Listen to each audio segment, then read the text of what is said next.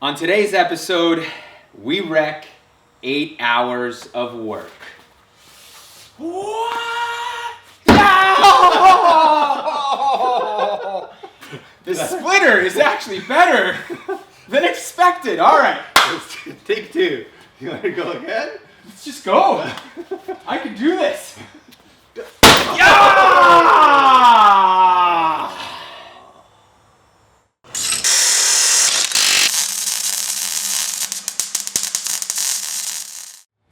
So why did Pete use his highly masculine MMA skills on our splitter core here? Well, basically we weren't very happy with the way it was turning out. No. And when we started to look at how to mount it, it just started to hurt our brains. And while researching mounting solutions, we found Driveway Labs makes a really nice carbon fiber splitter with a really elegant turnbuckle style mounting solution. Which is what we're gonna use for this. So we thought, you know what, if we're gonna use his mounting system, why don't we just reach out to him and see if, hey, you got a splitter in stock? We're kind of in a hurry here. Carl from Driveway Labs was super cool. He got us a splitter very quickly, despite them being back ordered. Indeed. And similar to the splitter we built for the S2000, it has a foam core. This is a 1/2-inch foam core wrapped in layers of carbon fiber.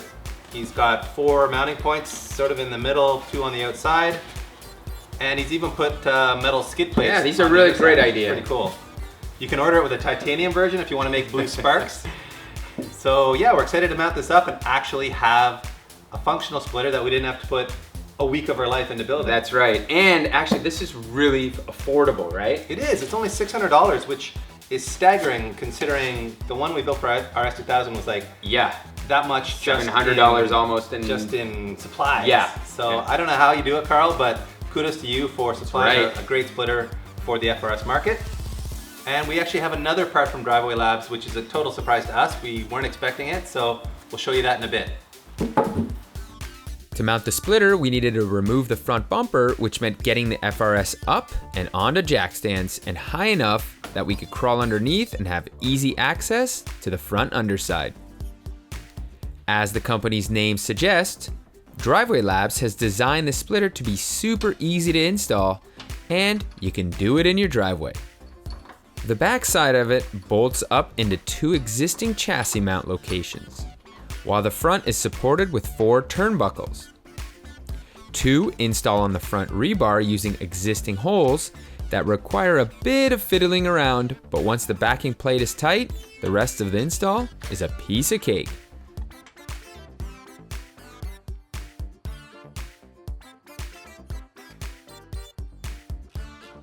The remaining 2 turnbuckles bolt onto the sides of the chassis right under the headlights, and just like that, our Driveway Labs splitter is mounted up.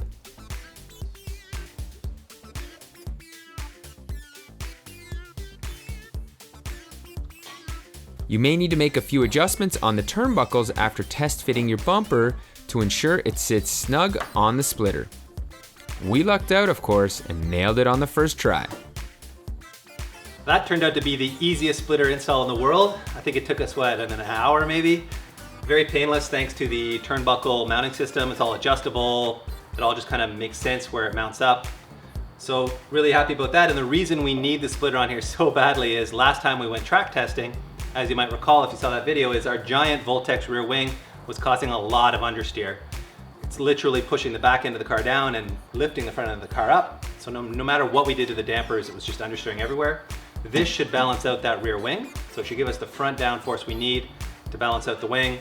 It'll give us the front end bite that we need. So hopefully a lot of the understeer will be gone and we can just fine tune a little bit with the dampers. We also added these TRD canards, genuine JDM-ness right there. They're made of a rubber, but there's like a hard core. So they're really strong back near the bumper face, but they're kind of flimsy out here. No idea if they'll do anything. They look kind of cool though, and I guess they made them soft like this so that they weren't a risk to someone whacking their leg on it and cutting their leg. So anyway, JDM canards, Driveway Labs splitter. I think we should have enough downforce on the front end now. And we have another treat for you from Driveway Labs that we didn't actually know about, but it showed up in the mail, so we're gonna bolt that up to the back end. And this is our surprise rear diffuser from Carl at Driveway Labs. We blew our budget on the front splitter, but he took pity on us and he sent us his Type 3 rear diffuser as well. It's a really cool piece. It's designed to bolt to the underside of the car here, and that upward slope that you see actually is designed to create an expansion of airspace, and that's meant to actually slow the airflow and allow it to blend more naturally with the stiller air behind the car, and that actually reduces drag, but it also helps to speed and smooth airflow in front of it. So it creates downforce in front of it, and then it reduces drag behind the car. So it's one of those win-win devices. It works best with a full flat bottom and a splitter. We have a splitter, we don't really have a full flat bottom, but the underside of the car is pretty smooth. So we think this is actually gonna be quite a functional device. We'll find out when we get to the track. The diffuser's under tray bolts up in between the sway bar and its mounting point, ensuring a strong and rigid connection to the chassis.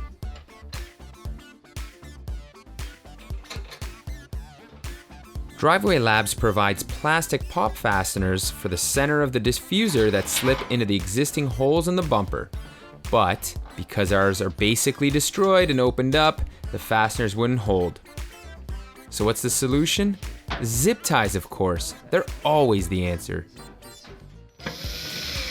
Some self-tapping screws are used to hold the sides of the diffuser in place, and much like the front splitter, we can confirm the rear diffuser install is a job anyone can perform in their driveway. This thing is really that easy to bolt on. Our friends at Racing also sent us a bunch more of their billet aluminum badassness, including stiff arms, an oil cap, as well as the sexiest shift knob ever created. We showed it to you on our Facebook page, and now we're showing it to you on YouTube. This is our Racing custom shift knob. It's based on their Ashiko gloss black knob, and they literally carved our logo into the top using what must be the smallest CNC mill bit in the world. The detail in it is just amazing. We'll try to show you some close-ups of it if we can. And they also supplied us with their billet reverse lockout. So that will replace the whole shift knob assembly in the car. I'm gonna install that in there now, and man, it's got some weight to it too, eh? It's gonna really help us bang through the gears, I think. Weight is good, as we're finding with a lightweight shift knob that we put in one of our other cars. We're finding that weight is actually good in a shift knob, so we'll see how this one works. So, in theory, this job should take 5 minutes. Shift knob comes off, and this reverse lockout ring. To get this off, you need a punch to push the pin out of it, and then it'll slide off. We, however, have tried and failed because we don't have the proper sized punch. So, we'll get to that afterwards when we go out and buy a nice punch, but right now we want to see what the shift knob looks like. So, I'm gonna slide this on, put our adapter for the shift knob on just like that. And now the Racing Custom Speed Academy weighted shift knob goes on just like that. Oh man, and then we'll line it up afterwards. But look at that thing. Holy smokes, it's a beast. Bang some gears, PT. Bang some gears. Too soon, Junior, too soon. Feels good, I like it. This is the stock strut bar, made of steel, a little bit heavier than the Racing aluminum bar, which is stiffer because it's aluminum, and it's called a stiff arm. So, I mean, it's gotta be stiff, right? So let's bolt this sucker up. See how easy it is. Pretty sure even I can handle it, but we'll see. Bam, bam. That fitment. Ooh, Drop love right in it. place. They supply their own fancy stainless hardware. It's always nice to see. And they even supply this fancy Allen head style bolt to replace the OE bolt in here. And I'm probably supposed to put a washer on that, huh? I would hazard a guess of yes. Let's go with a washer on that. So, even on something as simple as this, I almost got it wrong, which is kind of par for the course around here. I need one more washer, so we'll just pretend that this nut is going on with a washer. Just leave it off, man. There I'll you go. take care of it. Done and done.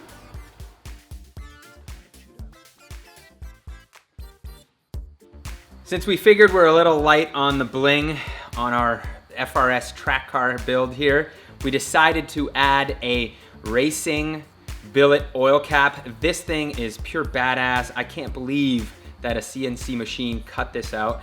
Anyways, it's gonna replace this tired, ugly looking stock factory yellow oil cap that could crack on us. So you know what? There's some function to this too. Oh man. The hard parkers are gonna love this one. Look at that. Well, that wraps up This episode, of FRS Track Prep. that's right, our full aero package is complete. That's right, we're finally ready to go back to the track and see if that Drive It Labs front splitter and rear diffuser help balance out our aero package. Get rid of some of that understeer that we were suffering from last time. Yeah, and maybe we can do some tire testing. Actually test tires, actually maybe make some fine tuning adjustments to the dampers. Maybe go fast. Maybe go fast. We'll see. We'll see you at the track.